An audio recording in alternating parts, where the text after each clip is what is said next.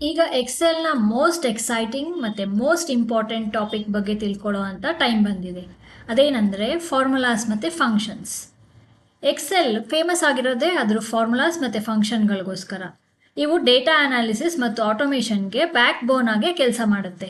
ಹಾಗಾದರೆ ಫಾರ್ಮುಲಾಸ್ ಮತ್ತು ಫಂಕ್ಷನ್ಸ್ ಮಧ್ಯೆ ಇರೋ ಡಿಫ್ರೆನ್ಸ್ ಏನು?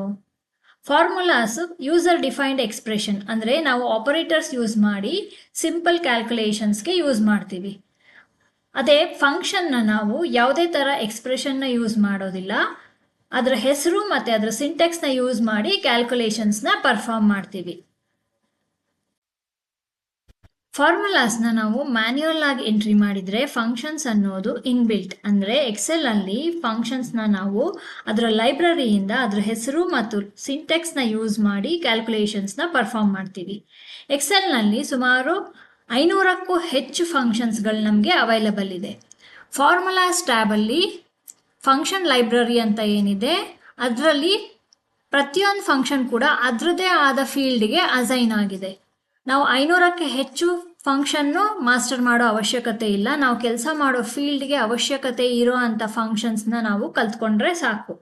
ಇಲ್ಲಿ ನೀವು ನೋಡ್ಬೋದು ಎಕ್ಸಾಂಪಲ್, ಇಲ್ಲಿ ಫೈನಾನ್ಷಿಯಲ್ ಅಂತ ಏನಿದೆ ಗ್ರೂಪ್, ಇದ್ರ ಕೆಳಗಡೆ ನಮಗೆ ಫೈನಾನ್ಸ್ ರಿಲೇಟೆಡ್ ಫಂಕ್ಷನ್ಸ್ ಅವೈಲಬಲ್ ಇದೆ. ಅದೇ ಥರ ಬೇರೆ ಬೇರೆ ಫೀಲ್ಡಿಗೆ ತಕ್ಕಂಗೆ ಬೇರೆ ಬೇರೆ ಫಂಕ್ಷನ್ಸು ಆ ಫೀಲ್ಡಿಗೆ ಅಸೈನ್ ಆಗಿರುತ್ತೆ.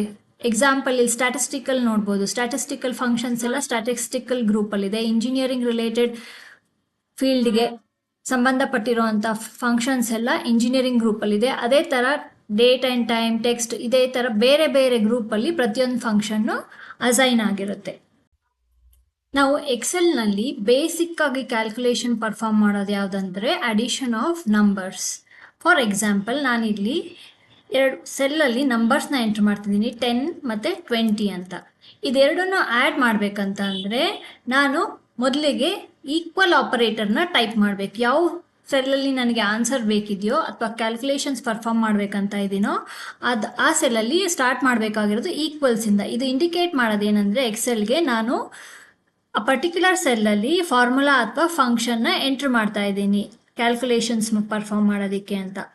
ಈಸ್ ಈಕ್ವಲ್ ಟು ಟೈಪ್ ಮಾಡಿಬಿಟ್ಟು 10 + 20 ಅಂತ ಟೈಪ್ ಮಾಡಿ ಎಂಟರ್ ಕೀ ಪ್ರೆಸ್ ಮಾಡಿದ ತಕ್ಷಣ ನೀವಿಲ್ಲಿ ನೋಡ್ಬೋದು 30 ಅಂತ ಆನ್ಸರ್ ಬಂತು.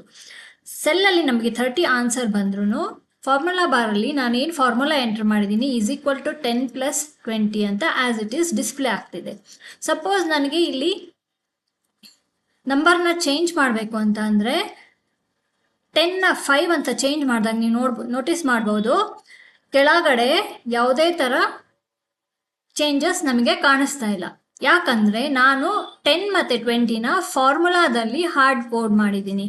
ಅಂದರೆ 10 ಮತ್ತು 20 ಅದು ನಂಬರ್ ಡೈರೆಕ್ಟಾಗಿ ಟೈಪ್ ಮಾಡಿರೋದ್ರಿಂದ ಅದು ಸ್ಟ್ಯಾಟಿಕ್ ಆಗಿದೆ, ಯಾವುದೇ ಥರ ಚೇಂಜಸ್ ಆಗಿಲ್ಲ.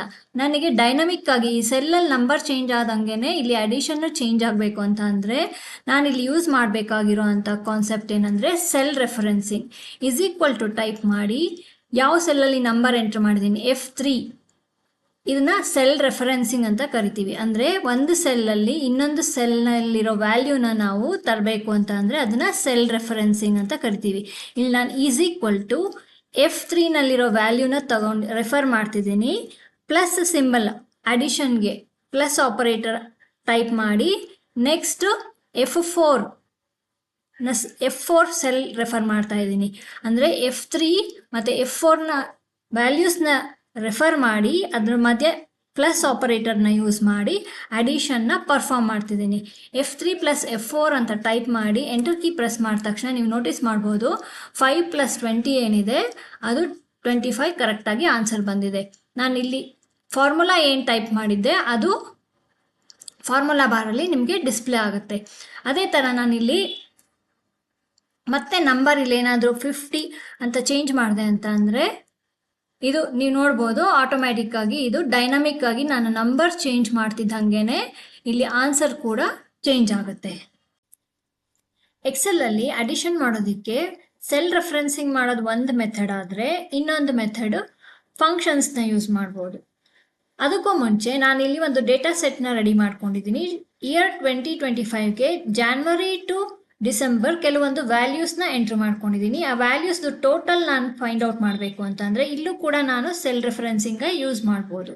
ಈಸ್ ಈಕ್ವಲ್ ಟು ಟೈಪ್ ಮಾಡಿಬಿಟ್ಟು ಸೆಲ್ ರೆಫರೆನ್ಸಿಂಗ್ ಪ್ರತಿಯೊಂದು ಸೆಲ್ನು ಕ್ಲಿಕ್ ಮಾಡಿ ಪ್ಲಸ್ ಸಿಂಬಲ್ ಟೈಪ್ ಮಾಡಿ ಮತ್ತೆ ಇನ್ನೊಂದು ಸೆಲ್ನ ಕ್ಲಿಕ್ ಮಾಡಿ ಇದೇ ಥರ ರೆಫರೆನ್ಸಿಂಗ್ ಮಾಡ್ತಾ ಇದ್ರೆ ತುಂಬ ಟೈಮು ಹಿಡಿಯುತ್ತೆ, ಜೊತೆಗೆ ಫಾರ್ಮುಲಾನು ದೊಡ್ಡದಾಗುತ್ತೆ. ಅದೇ ಥರ ಲಾರ್ಜ್ ಡೇಟಾ ಸೆಟ್ ಮೇಲೆ ಯೂಸ್ ಮಾಡಬೇಕಾದ್ರೆ ಸಾವಿರಾರು ನಂಬರ್ನ ಆ್ಯಡ್ ಮಾಡಬೇಕಾದ್ರೆ ನಾವು ಪ್ರತಿಯೊಂದು ಸೆಲ್ನು ಕ್ಲಿಕ್ ಮಾಡ್ಕೊಂಡು ರೆಫರ್ ಮಾಡೋದಕ್ಕೆ ಆಗೋದಿಲ್ಲ.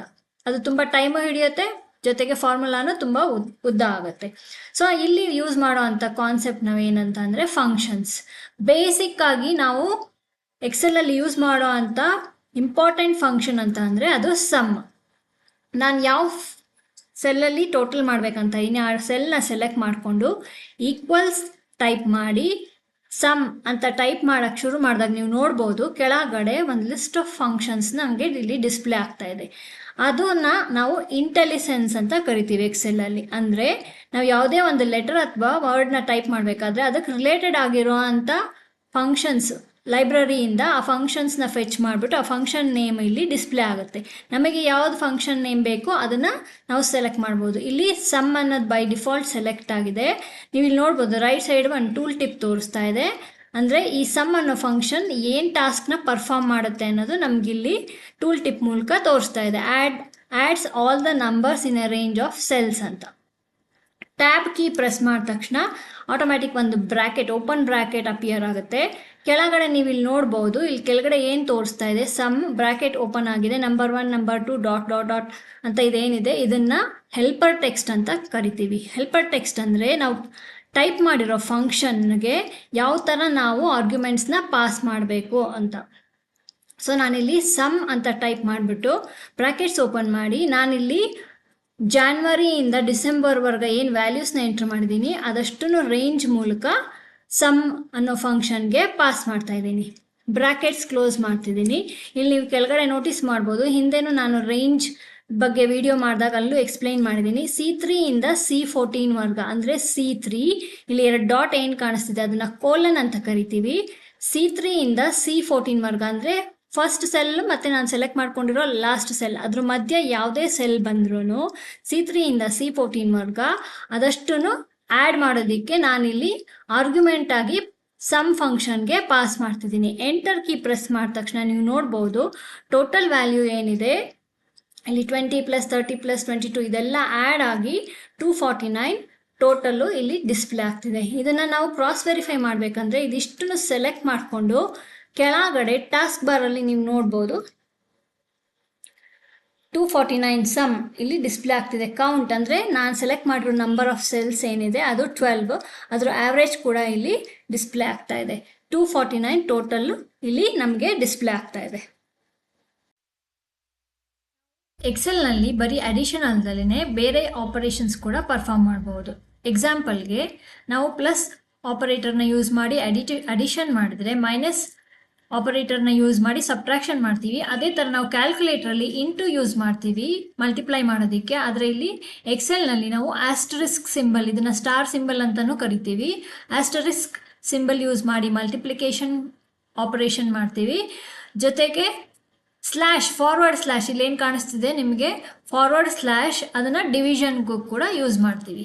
ಇದೇ ಥರ ಮುಂದಿನ ವಿಡಿಯೋದಲ್ಲಿ ಇನ್ನಷ್ಟು ಫಾರ್ಮುಲಾಸ್ ಮತ್ತು ಫಂಕ್ಷನ್ಸ್ ಬಗ್ಗೆ ತಿಳ್ಕೊಳ್ಳೋಣ. Thank you for watching.